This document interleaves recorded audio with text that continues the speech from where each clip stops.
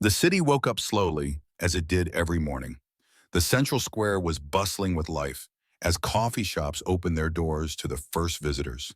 Merchants laid out their goods, and people hurried about their business, sometimes stopping for a brief conversation with acquaintances. It seemed as if nothing could disturb this morning order. It was always a quiet neighborhood, though people often said it was not a good idea to stay out late. The square was surrounded by old buildings with faded facades that had seen a lot in their time. The fountain in the center, where children sometimes played, was like a symbol of this city scene, quiet, serene like the morning itself. Suddenly, a patrol car with two policemen drove into the square, and the sound of a siren cut through the morning silence. The police were usually calm as they patrolled the neighborhoods, but today there was a sense of wariness, almost aggression, in their actions. People who had the fortuitous opportunity to observe what was happening began to slowly stop. It seemed that the very presence of the police, and even in such an electrified state, boded ill. Two policemen got out of the car, a tall, muscular man with a face expressing dislike, and his partner, a younger man with cold eyes and a compressed mouth. Their gazes focused on one man who was standing by the fountain. He was a black man dressed in ordinary clothes. Nothing remarkable, just a passerby who had apparently stopped to catch his breath or to wait for someone. The police moved toward him, surrounding him on both sides. The stranger raised his head and cast a brief glance in their direction. He was clearly surprised, but he didn't show it, standing still. The square became quiet. Many people paused for a few seconds to realize what was going on. Gradually, random passersby began to pull up to them, and some had already pulled out their phones, anticipating the spectacle. No one knew how this morning would turn out. "What are you doing here?" the tall policeman said sharply, with outright hostility in his voice. His partner stood beside him, arms crossed, looking at the man with undisguised contempt. The black man did not expect this approach and hesitated, looking from one policeman to the other as if he could not believe that he was being addressed. He replied calmly that he was just relaxing in the square, but apparently this innocuous reason only inflamed the policeman. One of them grinned sarcastically and asked if he was really allowed to be here. The other stepped forward without a word, deliberately invading the man's personal space. This clear threat made him tense, though he tried to remain calm. The square was getting crowded. The crowd was growing, fueled by the unsettling atmosphere. People were whispering, not understanding what had caused the police to behave this way. It seemed that the police were looking for an excuse for aggression, any excuse to justify their actions. The black man's name was Jason Carter. He was 32 years old, and he had spent his whole life in this city, knowing all its dark and light sides. Jason grew up in one of the poorer neighborhoods, where everyone learned from childhood to find their way among the dangers of the street. Despite the hardships, he managed to remain an honest man, found a job in a warehouse, helped his mother and younger sister, who was in college. Jason believed in justice, often participated in community events, and helped teens in his neighborhood stay away from crime. To many, he was an example of how to escape poverty and build a decent life despite many obstacles. But to the police, he was just another one of them. His skin, his appearance, his demeanor, all of it looked like a threat in the eyes of the police.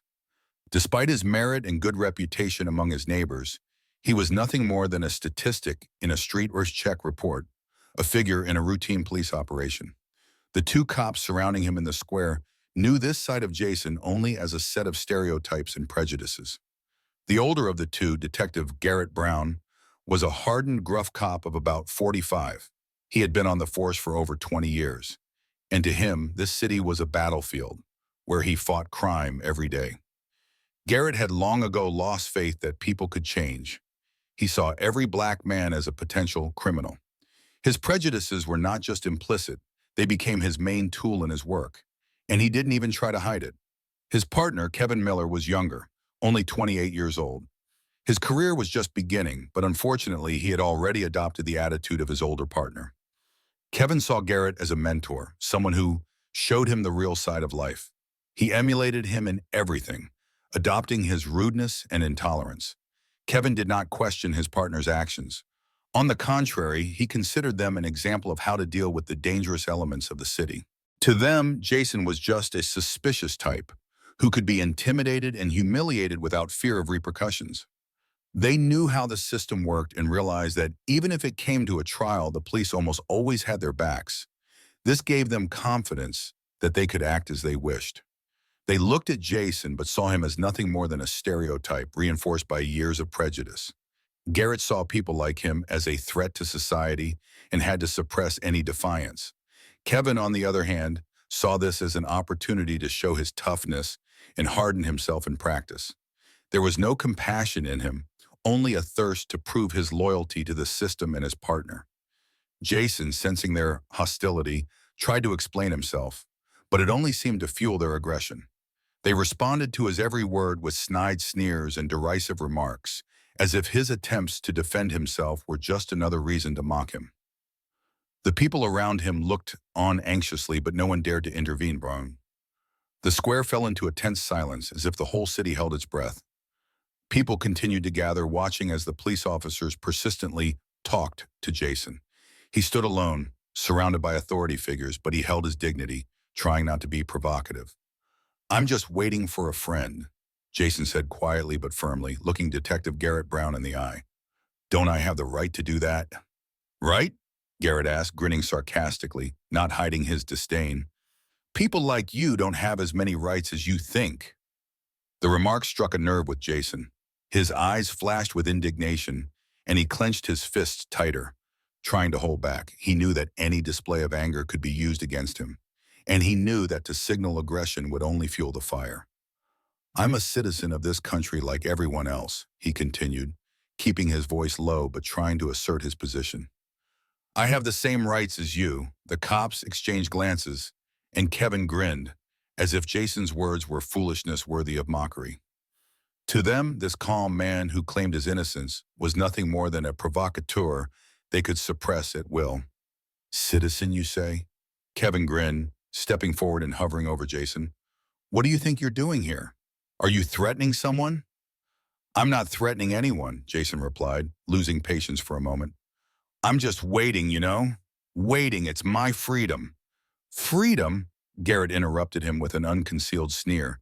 He made a gesture with his hand as if he were pointing at something funny. "Freedom, you say? People like you abuse freedom too often, and then we have to deal with the consequences." That statement burned Jason. He knew it was everything: years of prejudice, stereotypes, and finally outright hatred. He saw something in Garrett's eyes that he'd never seen so openly before. They didn't just not consider him an equal. They didn't see him as a human being. "Get out of here," Garrett said quietly and threateningly, "or you're going to need a hospital." But Jason stayed where he was, not moving an inch. He felt that to back away now was to give in. It would mean admitting they were right and letting them continue to act with impunity. "I'm not leaving," he said firmly. "I haven't done anything I need to leave for." Garrett felt his rage flaring. He was used to having his words obeyed, especially by someone like Jason. It always pissed him off when someone he considered beneath him dared to argue with him. Garrett stepped closer, so close that Jason could feel his heavy breath on his face. "Didn't you hear what I said?" Garrett hissed, approaching menacingly. "I heard," Jason answered calmly, though he was shaking with tension inside. "And I'm not leaving." This time Garrett couldn't contain himself. He grabbed Jason's shoulder and yanked him forward to knock him off balance. Jason swayed but stayed on his feet, not willing to submit to the brute force. This action caused an angry murmur in the crowd, and some people began shouting words of encouragement to Jason. "Hey, what are you doing? Leave him alone!" Someone in the crowd shouted, which only made the police even angrier. "Get back!" Kevin shouted, turning back to the crowd, which was already beginning to express its displeasure more loudly. "Everybody back up! This is a police operation!" But the crowd, instead of parting, on the contrary, closed in even tighter, watching the situation with indignation. There were whispers, shouts, and even someone was filming what was happening on his phone. The police, feeling the pressure, became even more aggressive. "Okay, you've picked your problems," Garrett said, yanking Jason again, harder. "Now you're going to be with us, so we can figure out what you're up to here." Jason felt that the situation was becoming more and more unmanageable. He wanted to resist, to stand up for what was right, but he knew that any wrong move would only make things worse. The crowd thickened around Jason and the police officers, their eyes following every movement, every word, every tense gesture. People in the crowd began to whisper, some of them judgmental, others watching warily, afraid to intervene. But the cops didn't pay attention to them. All their anger, all their prejudice, was directed at Jason, who was a threat in their eyes only because of his skin color. Garrett looked at Jason with a cold, almost dead stare. He pulled him closer so that their faces were only a few inches apart, and hissed, "You think you're something, don't you? You think you own this place? You may have some rights, but nobody here recognizes them, okay?" Jason remained silent, feeling a lump of rage and humiliation rise up in his throat. He had already realized that the police would not stop their cruel game until they felt their superiority, until they had humiliated him completely. In their eyes, he was not a human being, not a citizen, but just a suspicious element to be suppressed and put in his place. "You're the kind of guy who always gets in the way," Garrett continued wryly. "First you chill in the square, and then you start robberies and assaults. I've seen enough of you." Kevin, standing nearby, picked up on his words. "They're all the same. They think they can do anything. They think they can stand on the street and then pick other people's pockets tomorrow." Jason wanted to answer, but knew that any words would only inflame their hatred. He knew that his response, even the calmest and most respectful, would be seen by them as defiance or resistance. These men were not looking for the truth. They were only interested in dominance, in proving that they had power and that they could control the fate of anyone they didn't like. A crowd had already surrounded them, and Jason could see the anxiety and embarrassment on their faces. Some of the onlookers were talking indignantly, whispering to each other, sharing bewilderment and indignation. One man, elderly and frail, stood nearby, raising a finger in disagreement and looking around as if he hoped someone would stand up for him. "Let him go," said someone in the crowd. "He hasn't done anything." Kevin turned toward the exclamation, his face contorted with anger. "Would you like to join him?" he shouted, pointing to the crowd. "We've got plenty of room for anyone who wants to trample on order." This shout made people recoil, but no one left. On the contrary, some people started filming what was happening on their phones, realizing that the situation was becoming threatening. The cops seemed to have lost all sense of proportion. They now saw Jason as the embodiment of all their stereotypes, as a symbol of everything they believed threatened their peace and order. Garrett shoved Jason, causing him to stagger and take a step back. He laughed, giving his partner a satisfied look. And he said something about rights. "You goddamn thugs are all like that. One look at you, and it's obvious what you're doing." Just a polite request for an answer, and he's already playing the victim, Kevin added, savoring his words as if they gave him some kind of perverse pleasure. It was unbearable to hear that. Jason could feel his heart pounding in his chest, each beat thudding in his temples, blood rushing to his face. He knew it was a provocation play, that they were trying to make him snap, to give him an excuse to grab him harder, and then charge him with resisting attempted assault. But he stood, straightened, teeth clenched, determined not to give them the satisfaction. Garrett couldn't stand the silent resistance. He stepped forward and grabbed Jason's shoulder again, so hard that he jerked in pain. "You're not so brave to be touched, are you?" he said mockingly, but there was a barely concealed rage in his eyes. "Do you think you have the right to stand here and look at us? Turn around, hands behind your back." Jason tried to protest, but Garrett and Kevin twisted his arms roughly, snapping the handcuffs so hard that his wrist burned with a sharp pain. Garrett pushed him forward again, forcing him to take a few steps, and that moment finally stirred the crowd. People shouted outrageously, shouting words of support for Jason, their voices merging into a general murmur of protest. "This is an outrage. You have no right to treat him like this." A woman in the crowd shouted, raising her cell phone higher to film what was happening. "He didn't do anything." Jason barely had time to feel the cold metal of the handcuffs against his wrists before Garrett and Kevin were pressing him again. One of them pressed hard on his shoulders, forcing him to bend, as if to prove their superiority not only physically, but mentally. Jason tried to resist, but he had no way to defend himself in handcuffs. He could feel his hands starting to go numb, but the cops seemed to be enjoying the moment. "I told you not to move," Kevin shouted, kicking Jason in the leg so that he almost lost his balance. The shouting from the crowd increased, but the cops paid no attention to them, as if they were in a world of their own, where their aggression and hatred knew no limits. "Are you crazy?" shouted a woman in the front row. She kept filming everything on her camera, hoping that the video could protect Jason later. "This is not legal. It's not your job to hit an unarmed man." Garrett turned to her with a dismissive grin, as if her words meant nothing. To him, it was another confirmation that he was in control, that he had the right to do whatever he wanted to Jason. When he turned back to Jason, he jerked his head up, forcing him to look into his eyes. "Did you want to fight?" he hissed, clamping a hand on the back of his head. "Now you're going to get what you deserve." Garrett pushed him again. Jason couldn't stay on his feet and fell to his knees, but the cops didn't let him recover. Kevin grabbed his arm, lifting him up and twisting him, causing a surge of pain. Outraged shouts started up in the crowd again, and someone was already trying to call for other people to help. But there were no other police officers around to intervene. Garrett squeezed Jason's shoulder, pinning him to the ground. "You just disobeyed an order, understand?" he said, hovering over him. "You're our concern now." Garrett turned to the crowd, glaring at anyone who tried to object or protest. He was confident in his power and position, knew that all their outraged words meant nothing, that the system had his back anyway. Kevin, meanwhile, oblivious to Jason's pain, twisted his arms, increasing the pressure.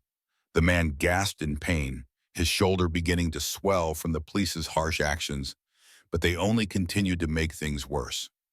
"Stop it! He's not doing anything. Let him go," came a voice from the crowd. The crowd was getting more and more restless. Some people were already trying to move closer in protest.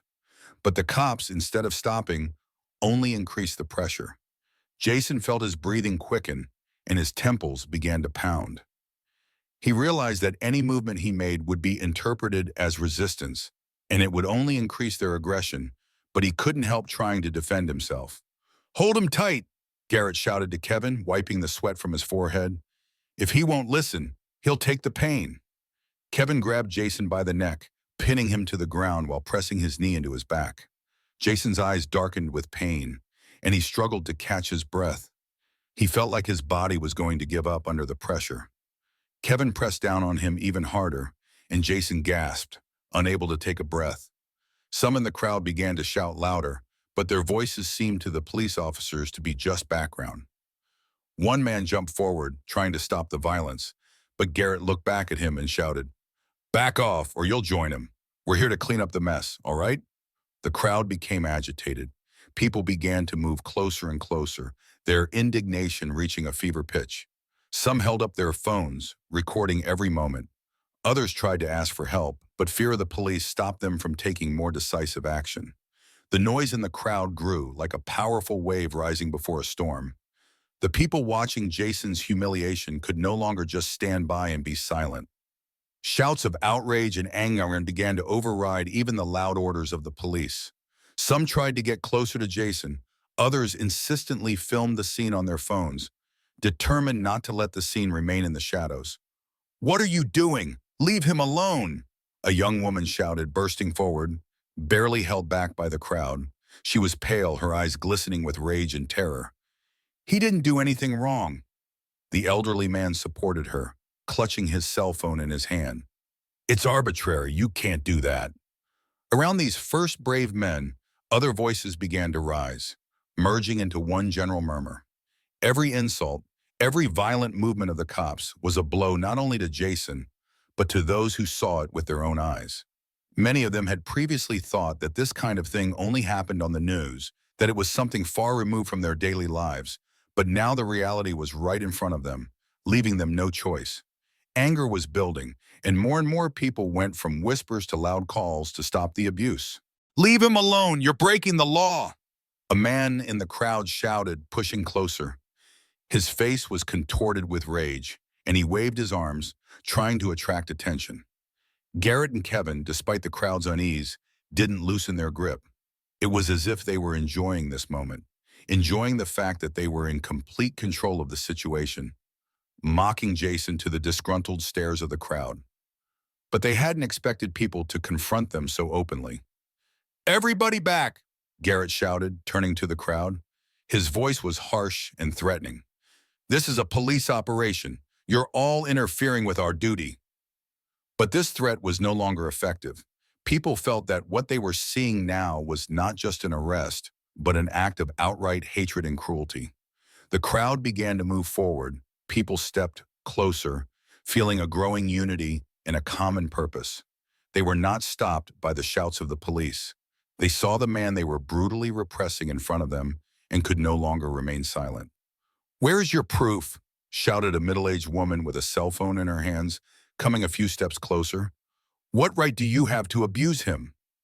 Her voice was echoed by others, and the rows of people began to close in, filling the space around the police officers. Some were filming from different angles.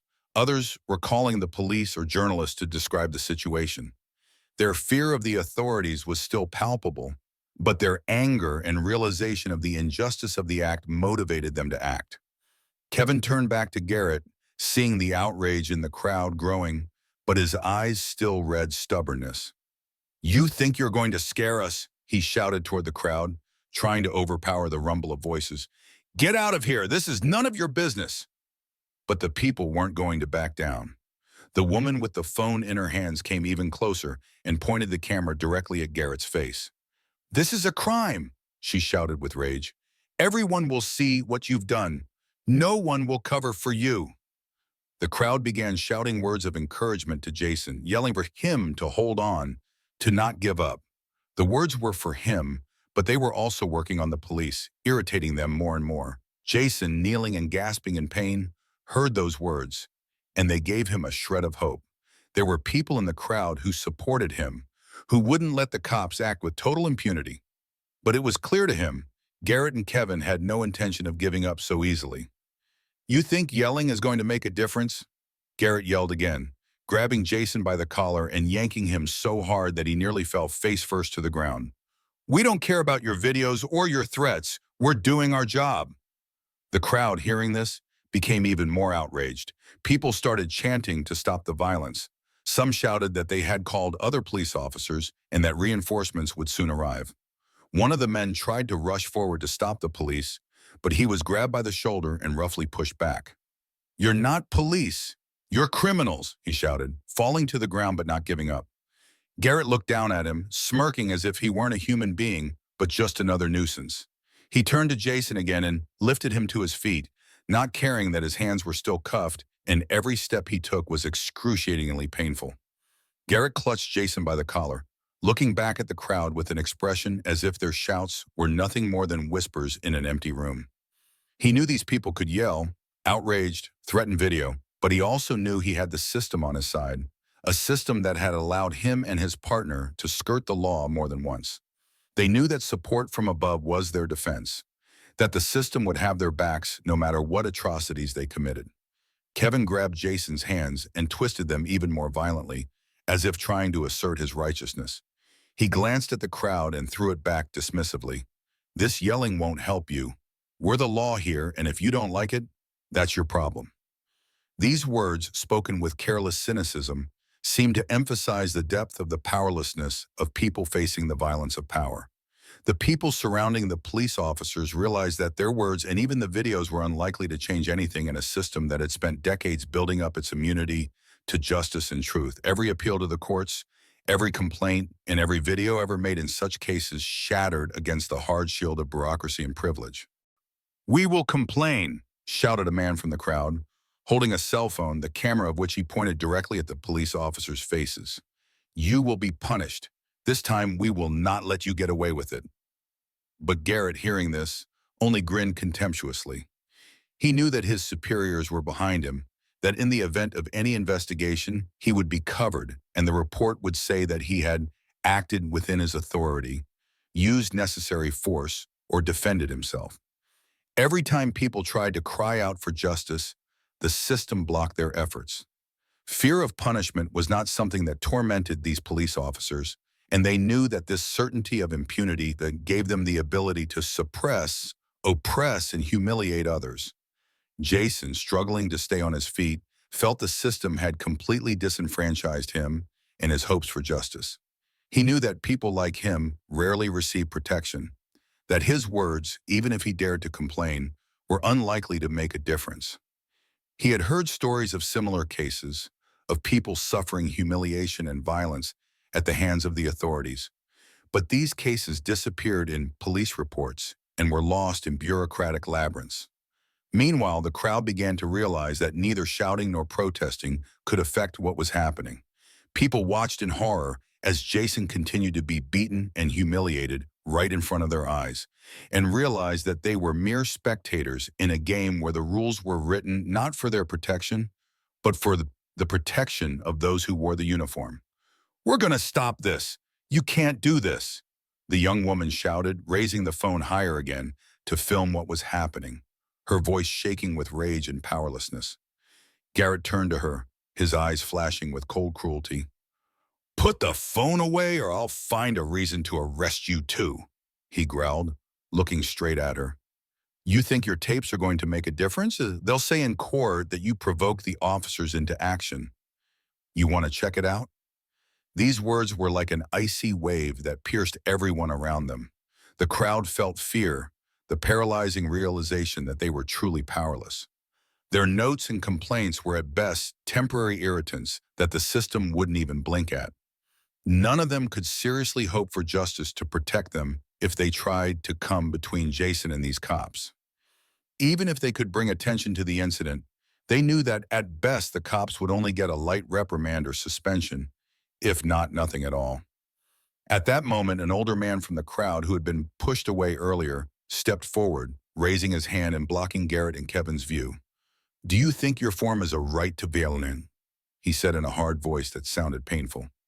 "I've seen too many cases like this in my life, and you've always gotten away with it. But know that even if the law covers you up, people won't forget it." Garrett hummed, taking hold of Jason again. "They'll forget, like they always forget," he said, squeezing Jason's shoulder so hard that he cried out in pain. The crowd watching Jason's brutal humiliation knew instinctively that what they were witnessing was not an isolated incident, not just a violation of police procedure, but a symptom of a much deeper and uglier disease of society.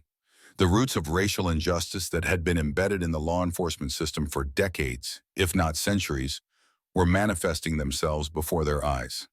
These roots lay in a history that was intertwined with pain and oppression, and in the very structure of society where some people had the right to protection and others often had to fear the very idea of law.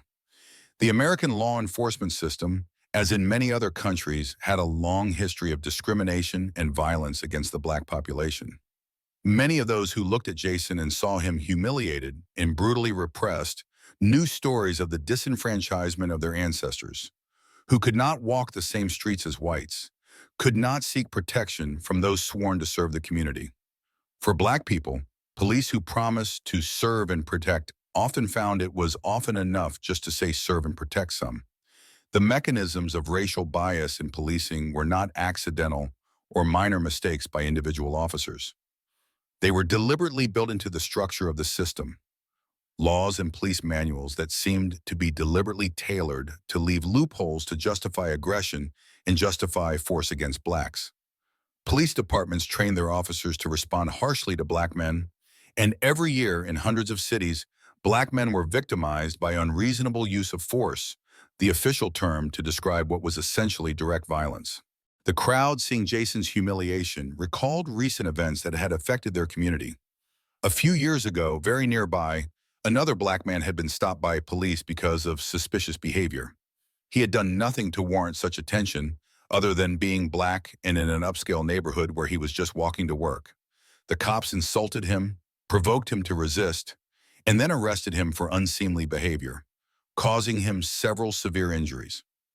That case went to trial, but the police officers were found not guilty, citing difficulty with crowd control and self-defense, even though the video clearly showed the man offering no resistance. These incidents happened with frightening regularity. People knew that they should not have been out late, should not have looked different, should not have tried to show that they had the right to be equal. And those who tried to assert their rights in spite of this had to face the powerful machine of justice that protected those who wore the uniform. Black people grew up with the realization that even a simple encounter with the police could be life-threatening. The system constantly reproduced these biases, from the selection of candidates for the police service, where unspoken biases existed, to the way complaints against officers were investigated. The reports of such cases, especially if the case involved a black male, most often included the characterization, suspect posing a threat. Even if the threat was imaginary, even if the suspicion was based on skin color alone, it was all valid in the eyes of the law, and thus entitled to be recorded and used to justify any brutality. Those present realized that every officer, like Garrett and Kevin, knew their actions would be viewed through the lens of necessity of force and professional expediency, which meant that almost anything could be justified by portraying the victim as aggressive and dangerous. For decades, this system protected those who used their power to oppress, while their victims remained powerless. "Can't you see it's not just an accident?" whispered a young girl in the crowd taking the video. Her voice shook with anger. "This is exactly what they are taught. They see us as the enemy, and the system won't give us protection." Her words were echoed by others, and people began exchanging short remarks, recalling their own stories of how they or their loved ones had faced aggression and injustice in encounters with the police. The young man next to her nodded and spoke bitterly. "We have no rights when we have before us those whom the system protects as its own people." Jason felt his shoulders twist in Garrett's merciless grip. Every movement, every tension in his muscles was unbearably painful. He knew that if he didn't fight, if he just gave up, the situation would get worse for him. But he couldn't bear to be humiliated and beaten in front of the crowd he'd once considered his support. When Garrett tugged on his sleeve again, Jason shrieked. His breathing was heavy, and his mind was racing with thoughts of how to escape this nightmare. He realized that if he didn't do something, he wasn't leaving here alive. But if he resisted, even more brutal consequences awaited him. All he could do was try to escape, to somehow disarm the situation if only for a moment. "Let me go!" The man's voice broke out as he made another unsuccessful attempt to break free of the grip. The policeman grinned and shoved him back, knocking him to the ground. At that moment, Jason struggled desperately to get up and tried to turn around. He felt his hand touch the iron handrail, and for a moment he thought he could use it as a weapon to at least break free for a second. Before he could take any action, however, Kevin came up behind him and knocked him down with a powerful blow to the back of the head. "Don't you dare move!" Kevin roared, stepping on Jason's chest. The crowd froze in horror. Every blow, every sudden movement, every aggression on the part of the police officers became an obvious example to those watching that nothing good would come out of these actions. People began to shout, but their voices grew quieter and quieter, and the fear of the possible consequences for them became more and more real. However, there were those among the crowd who dared to intervene. One man, unable to watch Jason suffer any longer, rushed toward the police. "Get him out of here! Let him go at once!" He shouted, raising his hands in a gesture of peace, but his face was contorted with anger and helplessness. Garrett turned his head and looked at him with a sneer. "Do you want to go to the cell?" he threw, walking up to the man, baton in hand. "Step over here and see if I don't nail you like I did that goddamn freak." The crowd froze, and the few people who had tried to intervene retreated. Threat hung in the air, and fear gripped everyone again. But Jason felt his heart beating faster. He couldn't bear the fact that he was back on the ground, and these men, these police officers, continued to taunt and threaten for no reason. "I will not be silent," he shouted again, now trying to stand up despite the pain in his body. "I will fight." But Kevin kicked him in the stomach again, and his body slumped back against the cold asphalt. The police officers only chuckled derisively in response to his words. They knew Jason was at their mercy, and they weren't about to relent. The blows grew harder, each one penetrating deeper into his body and soul. His screams and resistance grew weaker and weaker, but at the same time something inside him was burning, something that was growing more and more fierce and desperate. Jason's resistance only fueled the police's fire of aggression. It was part of their strategy to crush all resistance as quickly as possible, to break a man's will and make him believe he was nothing again. But the more Jason resisted, the more he saw how these men, these police officers, became more and more violent, how their every move was filled with rage and hatred. The crowd was tense, fear and anger mixed with helplessness. People began to take pictures on their phones, their hands shaking with excitement. But no one dared to take a step. There was no confidence in their eyes, no belief that they could make a difference. They just watched as the man standing in front of them lost his freedom, his humanity, and possibly his life. The man who had tried to intervene earlier stepped forward again. His hands clenched into fists, and he shrieked without thinking of the consequences. "Is that all you know how to do?" he said, turning to the policeman. "Break anyone who disagrees with you by force?"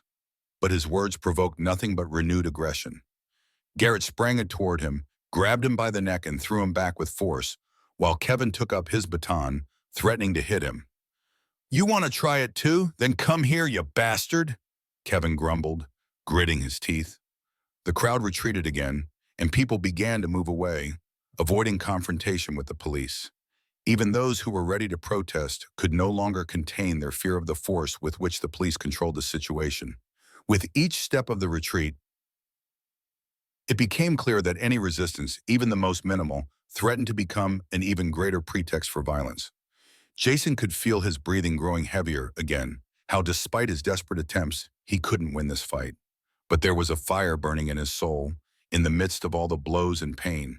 The noise made by the crowd was getting louder by the moment. But that noise couldn't drown out the sounds Jason was making as the police officers tormented him again and again. His breathing became rare and heavy, and his gaze lost focus. He no longer tried to resist. Every movement he made only made the pain worse. But suddenly, in the midst of this brutal massacre, the sound of sirens could be heard in the distance. Faint at first, but growing louder and louder with each passing second, like a threat that was only getting closer. Reinforcements, Jason thought, barely able to remember that such help always came at times like this.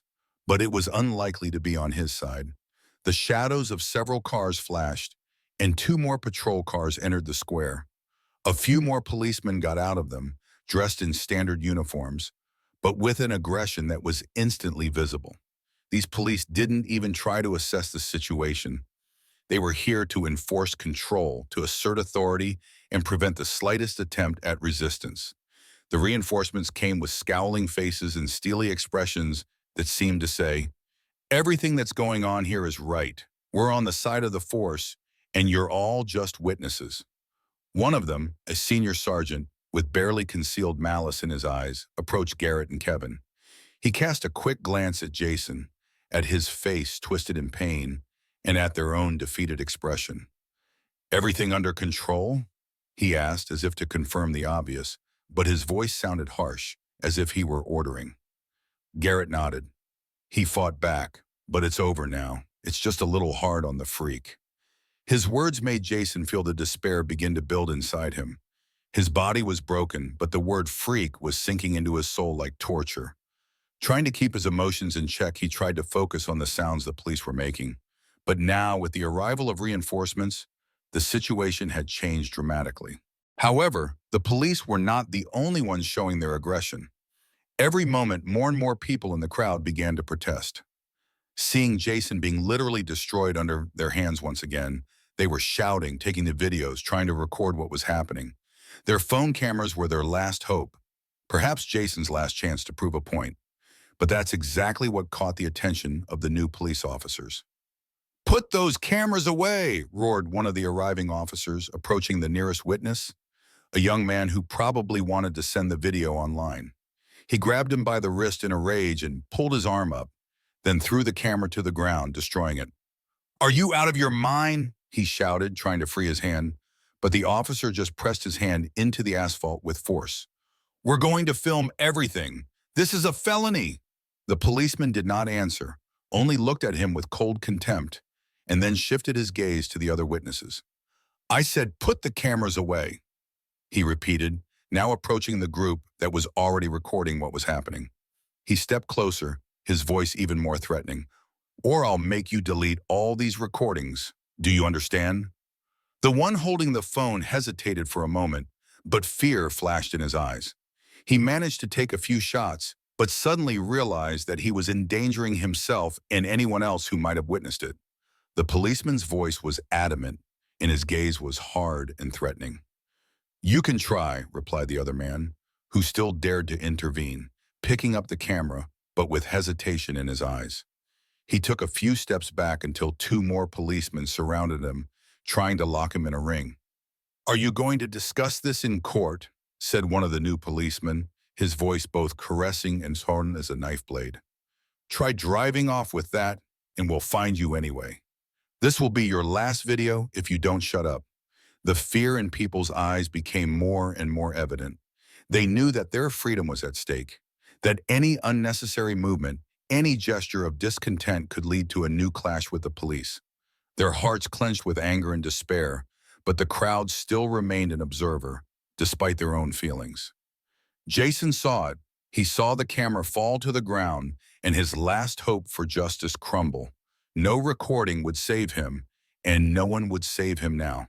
This was the beginning of the end, and that end was probably coming to him faster than he could have imagined. The reinforcements weren't here to stop the violence. They were here to make it worse. And now, with every step they took, the pressure on the crowd increased. Officers threatened people, took away their phones, thwarted any attempts to intervene. Fearful of police violence, people quickly began to leave the square, taking with them only incomplete stories of what had happened. And then, in that moment, something clicked in Jason's soul. He realized that this incident was only part of a much bigger historical picture. It had been several days since that tragic incident in the square, and while it was still unclear to Jason and his tormentors what would happen next, one thing was certain. The world was no longer the same as it had been before. Video footage captured by witnesses began to spread across social media at an incredible rate.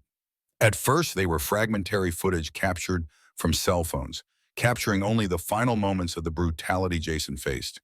But later, thanks to the efforts of a few concerned citizens, more information emerged, including full videos.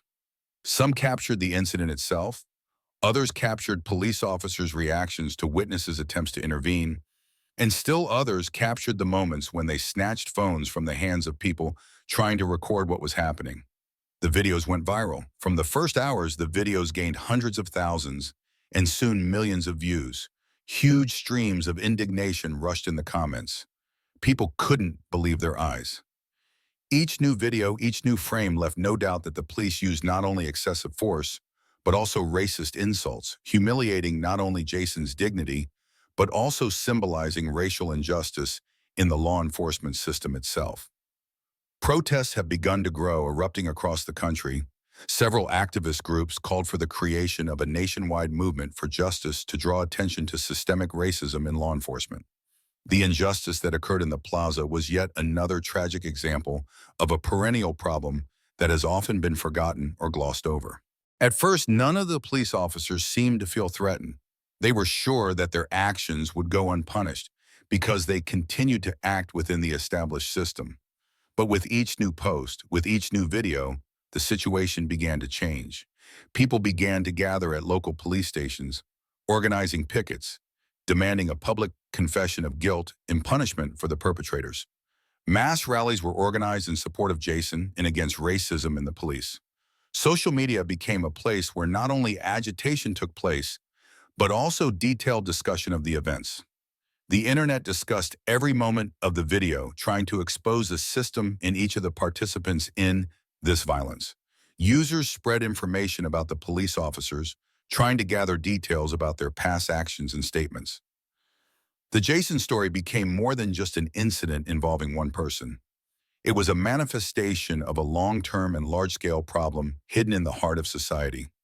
It was a harsh reality for Jason. He felt his life sinking into a nightmare with each passing day.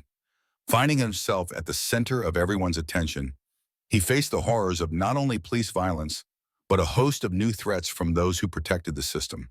Former friends, neighbors, even those who had once been on his side began to avoid him, not wanting to be associated with those who were causing a wave of public discontent. Meanwhile, police officers, including Garrett and Kevin, felt the first effects. Many threatening phone calls came into their departments. There was less and less work for them, and the looks from their colleagues became more and more tense. Officers who were used to impunity suddenly found themselves under public scrutiny. Their names began to appear in the news and on social media, and the black marks they had tried to avoid were now becoming their new plume. These were not just personal repercussions for police officers, but a wake-up call to anyone who ever thought that force in law enforcement was more than a duty to protect. However, they did not expect the most important, the most painful blow. An official review of the police officers' actions began. Some of the witnesses, despite pressure and threats, began to testify, supporting Jason's version of the officer's racist and violent behavior. The prosecutor's office opened a criminal case, but the process was slow. Everything depended on how the situation would unfold from here on out. The system that supported the cops was beginning to crack at the seams, but it wasn't falling apart yet. For Jason, the aftermath was excruciating. In the hospital, his condition stabilized, but there was no going back to his old life. He watched his body heal, but the mental traumas did not go away. The screams, the blows, the humiliation, they were with him every step of the way. He felt like the world was no longer the same. But still, somewhere in the depths of his heart, there was a spark of hope. He knew that people were beginning to hear him. They were beginning to realize that the system was unfair, that it had to change, but the longer the investigation went on, the more fear grew. What would happen to those who dared to testify? What would happen to those who continued to make videos, who continued to tell the truth? The risk became more and more real. The incident in the square was a turning point, symbolizing not only the pain of one person, but also the struggle for justice on a national scale. And despite the brutality of the incident, it was the beginning of a change that could not be stopped. The video footage that spread around the world and the wave of outrage that followed left society no choice. Silence and inaction were no longer possible. With each passing day, the protests grew larger and larger. At first, they were limited to small groups of activists gathered in the square in front of police stations and government buildings. But then a wave began that swept across the city, spreading to other neighborhoods, other cities, and even other countries. People demanded answers, justice, punishment for those who were supposed to protect them, but instead were destroying their lives. The rallies became increasingly loud, filled not only with protests, but also with demands for reform. Racial inequality and systemic racism in law enforcement once again took center stage. Thousands of people took to the streets, raised placards with slogans condemning police actions, and called for real change in the legislative and police structures. They demanded not just punishment for those responsible, but fundamental changes in the system itself. Not one less, shouted the protesters, demanding changes that addressed not only accountability for a specific crime, but also the creation of conditions that would prevent such crimes from occurring at all. The call was heard everywhere. No more police killings. At all rallies, the same plea was heard. The system must be changed. But the changes were not easy. They faced fierce resistance. Many police organizations and members of the government refused to acknowledge the scale of the problem. They tried to cover up mistakes and turn everything into a political issue, accusing the protesters of radicalism. The police are the defense of order, the authorities said, referring to the idea of maintaining social stability. But the protests did not stop. On the contrary, they became more and more active and demanded not only police reform, but also a revision of the entire approach to human rights in the country. Political leaders began to emerge among the protesters, who began to put forward specific demands for reforms. One of them was the demand for full transparency in law enforcement. They demanded a law that would require police officers to wear body cameras, recording their every action and interaction with citizens. The protesters did not limit themselves to demands for better oversight.